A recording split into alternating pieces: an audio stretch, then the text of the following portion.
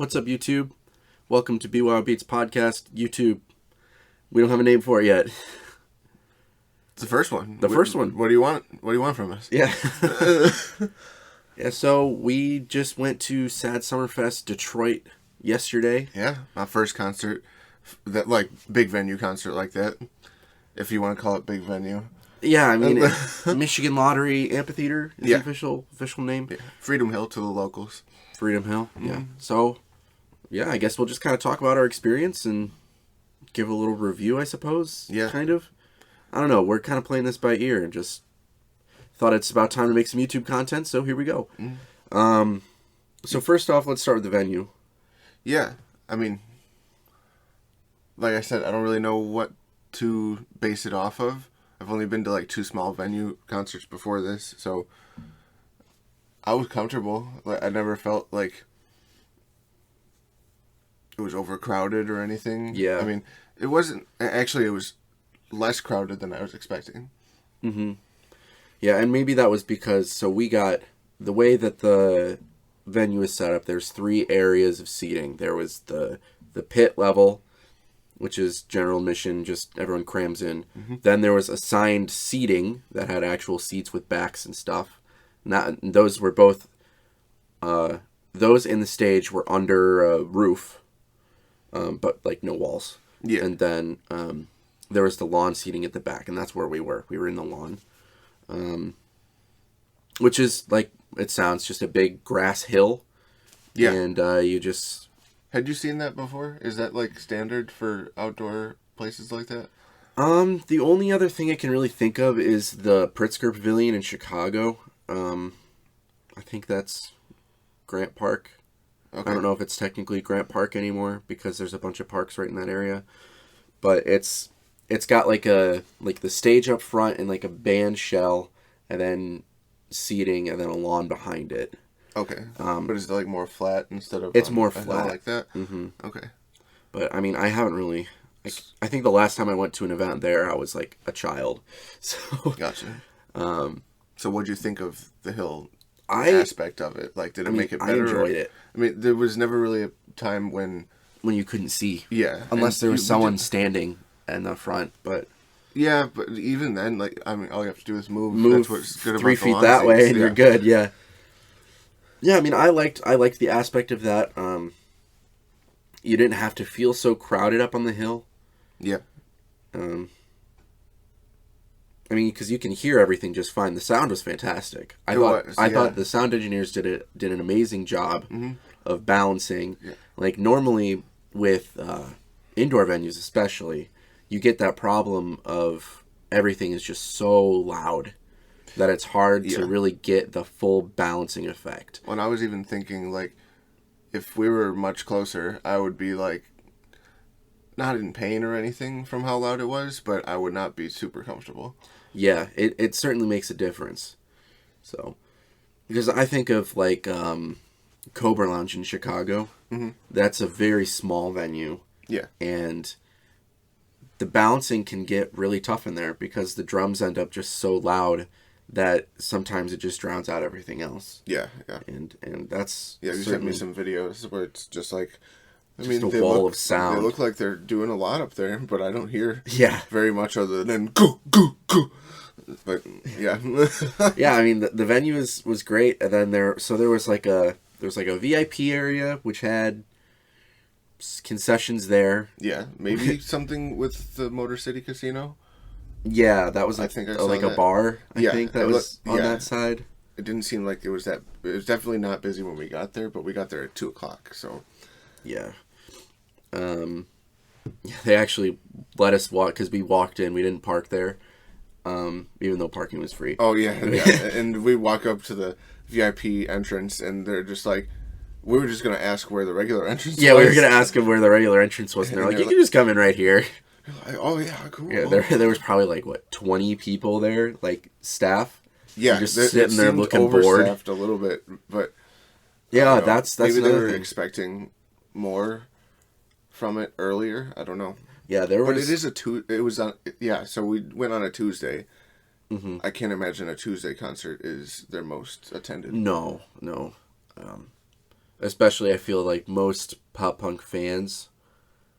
Well, I can't even say that because I feel like the fan base is so diverse that it's hard That's to. true. That was the first thing I think I said to you. I was just like, I'm loving the mix of people I see right now, because Yeah. there's not one person that looks totally normal, Right. and like there, from anywhere from people in like what's that called? Platform shoes Yep. that are like 6 inches taller than they are, um, and then the basic Morgan Wallen Oh yeah. concert goer girl that Oh yeah. wearing the cowboy hat and the boots that she just bought yesterday. Yeah. So sorry, no hate to them. Oh, we're just I being. know several of them, but Yeah, I it's mean, just it's a testament to the fact that like yeah. pop punk is for everyone. Hmm. Yeah, so it was pretty cool to see that out in full force, Detroit. Did it feel like you were in Detroit? No. Yeah, that's what I like about the suburb Yeah. area that we're in. Yeah, And so it was technically Sterling Heights. just barely into Sterling Heights. Yeah. Okay. Yeah, so that's what locals refer to as Metro Detroit. Yeah. Well, I mean, Metro Detroit goes all the way to All the way to- Brighton. yeah. Like, yeah, unless you're in Ann Arbor or Lansing or Flint, you're still in Metro Detroit. Kind of. Yeah. I don't think so. I live in Grosse Pointe, which literally borders the city of Detroit. I don't live there now. Sorry. I grew up there. And yeah, we definitely did not say we're Detroiters or anything. Yeah. Because that's just not accurate. Yeah. Grosse Pointe is not Detroit. No. Yeah, and I drove through the city on the way up. Yeah. Oh, yeah. You Oh, saw like- Detroit. Yeah. Well, from the highway. Well, Expressway. sure, but like, no, that's what I mean. You saw it. Yeah. I experienced the traffic, that's for sure. Yeah. But yeah, I mean, I think that's about all for the venue. I did think Yeah. the amount of staff was awesome. Like, Yeah, so there were a ton of crowd surfers. I thought that was super cool. I didn't really think that was a real thing. oh no, it's a real thing. Well, I knew it was a real like activity you could Mm-hmm. do. I didn't think it was a common thing. Oh yeah, it's very common. But yeah, especially once they got towards the like. The stage, yeah. Well, no, the big time bands. Like later Oh on yeah, in the yeah, show, yeah. it I was see what happening you mean. more I and see more. what you mean. And yeah, there's staff right at the front, basically just grabbing the people, making sure they don't kill themselves Yeah. on the way down. They catch them, put them down, and then they run all the way back to do it again. Yeah, that was so funny. It was like they were on a water slide. Yep. Yeah, I mean that's something that you see, especially these festivals. Okay, The security staff they do a great job. that's good. Like Well, I Riot mean, after- Fest comes to mind. Yeah. I mean, after Travis Scott, I feel like most venues probably. Stepped up their game. Yeah. Yeah. Okay, cool. That's good Yeah. for venue. The merch tables were great. We got to meet Stand Atlantic, one of the bands there. Yeah, that was really fun. They were super nice. Super nice, it's down to earth. Yeah, they're an Australian band that I had never heard of until just yesterday before we went. There's a Spotify playlist for all of the bands that are at Sad Summer, Yeah. and I just went through, and Stand Atlantic was one of the better ones that I was hearing, like consistently, and I was like, "Who is this?" Yeah, I came on to Stan Atlantic, oh gosh, 2 years ago now, I think. Yeah, they were put into one of my like Spotify made playlists. Like, Okay, the mixes. yeah, that makes sense. And the first song I heard, I was like, okay, this band is awesome. Yeah, And it's been a great ride, just like watching them grow and put out new music. And this is, I think, the third time I've seen them in concert. I saw them twice, or maybe it's the second. I want to say it was twice, but I mean, I could be misremembering. okay, But I mean, hey, it was fantastic to meet them and shake their hands. And yeah. Get a picture, get a little shoesy. I think it's always good. Like, yeah, I thought it was cool to see a woman singer up on the stage doing her thing just as much as anybody. Honestly, I think she was a better crowd entertainer than several of the other lead singers. I think, what's the guy's name from Hot Mulligan? Oh, Tades? Yeah. He was probably the craziest that I saw up there as a lead singer. Yeah, I think seeing Hot Mulligan in Michigan was because I've seen them twice before in Chicago. Twice? No, once in Chicago, once in Milwaukee. Okay. And seeing them in Michigan, back in their home state. Yeah, they really liked it. The energy was up another notch. Wow, cool. Like that was of the 3 times I've seen them, that was easily the best. Like you could tell that at least Tates was more relaxed up there, felt more comfortable. Yeah. And I don't know, maybe it's just for him. Like he said at one point, he was like, "Hot Mulligan is prone to technical difficulties." Or something. Yeah, they kept having issues with their guitar tuning. I think it was. I think or was that it connection or just with the some amp? other sound. Yeah. Yeah, something wasn't going right for them, and he kept looking at the sound guy, being like, "It's so close. Yeah, it's so close." Yeah, it was a great show. Yeah. Who else was? I have to say, I was underwhelmed with Mom Jeans. Compared to how much I like their music, their live experience is definitely different than their studio experience. Okay, yeah, I still liked them. I mean, they sounded good, and the crowd liked them too. Mm-hmm. Like it was just.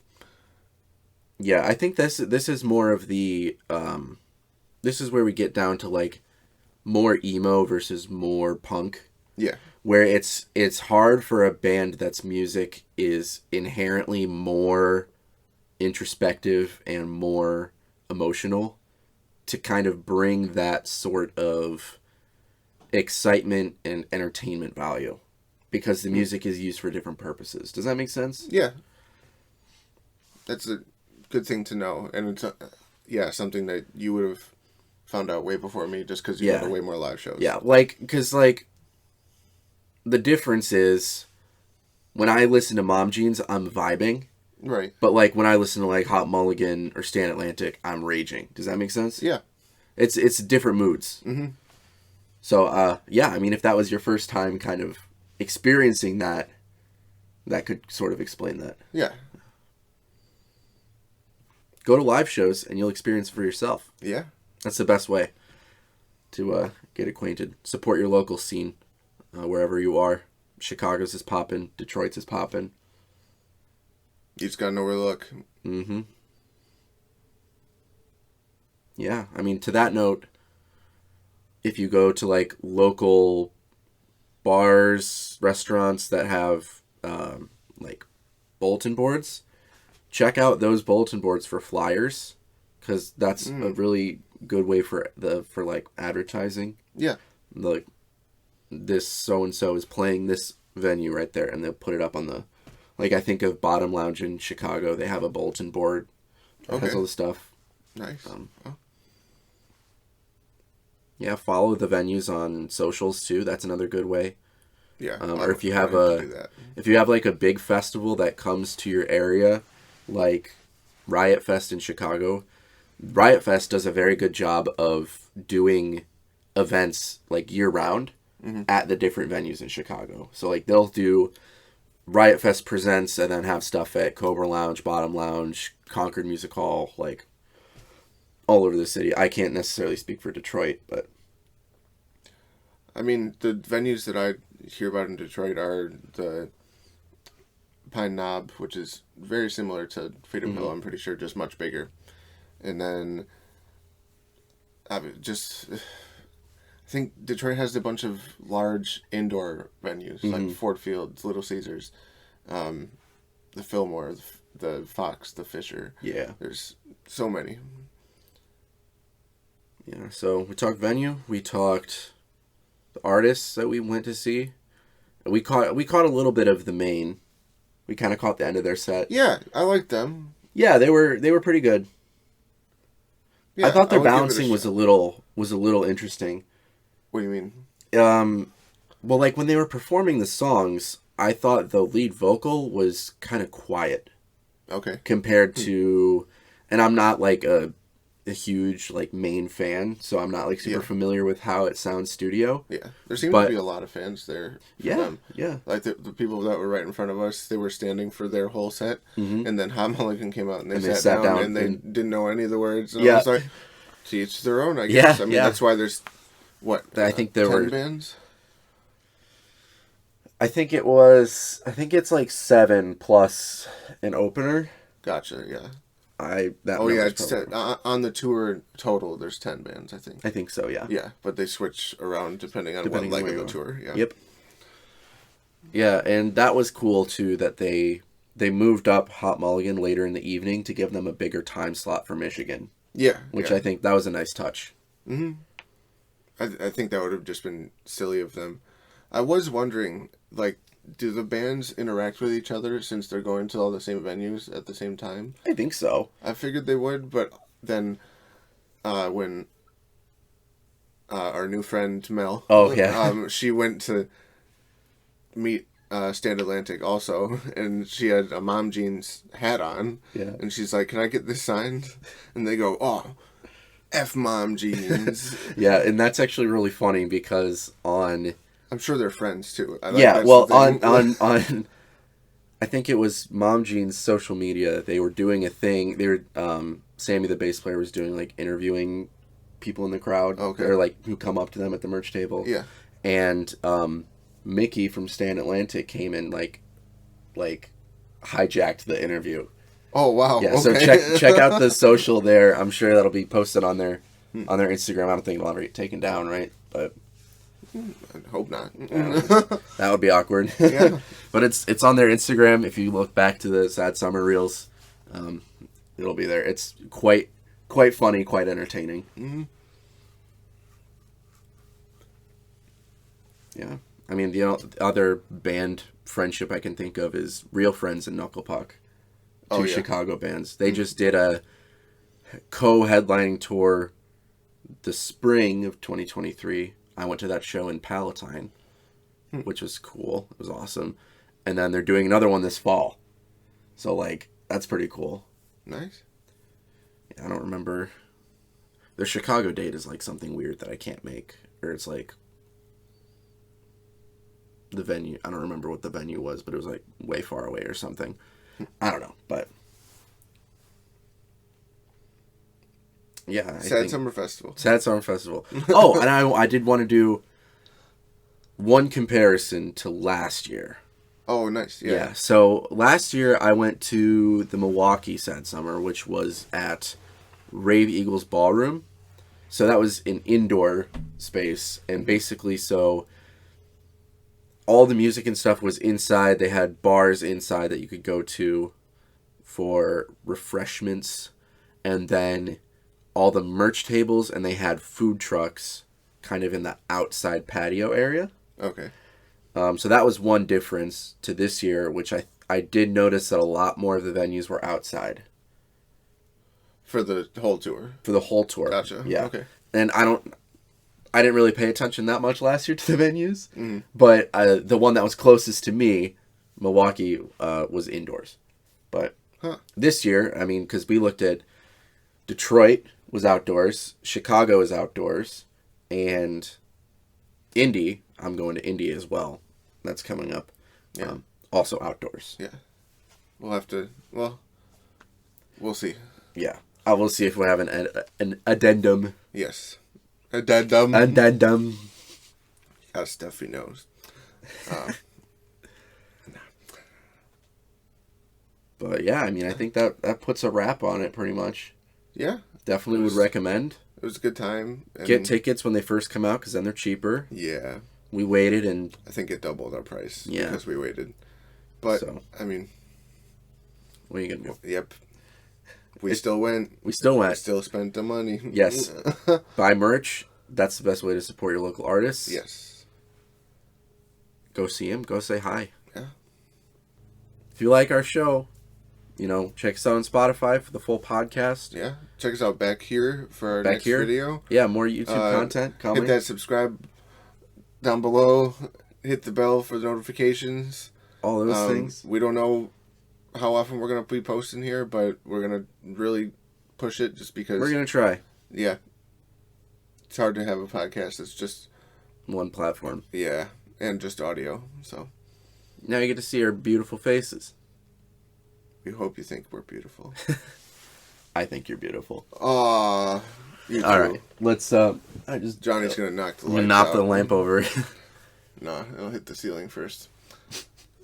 Anyway, musicians are people too, especially with more beer. See you guys.